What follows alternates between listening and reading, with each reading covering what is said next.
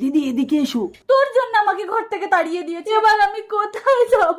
Idea, দিদি পেট থেকে বালিশ বের করে কাপড়ে জড়িয়ে গিয়ে বলো তোমার বাচ্চা হয়েছে। কিন্তু যদি বাচ্চার মুখ দেখতে চাই তখন? বলবে এই সন্তানের বিবাহের আগে কেউ যদি এর মুখ দেখে তাহলে এই বালিশ হয়ে যাবে। ঠিক আছে।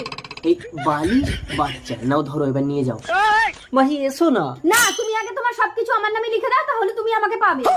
মাহি, আরে মোহিনী, এক্ষুনি তোমার বাচ্চা হয়ে গেল। দেখি দেখি মুখটা দেখি। না, বিয়ের আগে তুমি এই বাচ্চার মুখ দেখতে পারবে না। তার মানে আগে আমার ছেলের বিয়ের ব্যবস্থা করতে হবে। কিন্তু মেয়ে পাবো কোথায়? আপনি আমার মাহিকে ফিরিয়ে দিন, আমাদের মেয়ে হলে আপনার ছেলের সাথে বিয়ে দেবো। ঠিক বলেছো মাহি। হ্যাঁ স্বামী। আর আমি স্বামী হতে পারলাম কই, তুমি তো আমাকে টাচই করতে দাও না। আমি কি স্ক্রিন টাচ মোবাইল নাকি যে টাচ করে আমার ফোল্ডার খুলে নেবে? আমার গ্যালারি খুলতে গেলে দলিলে ছাপ দিতে হবে।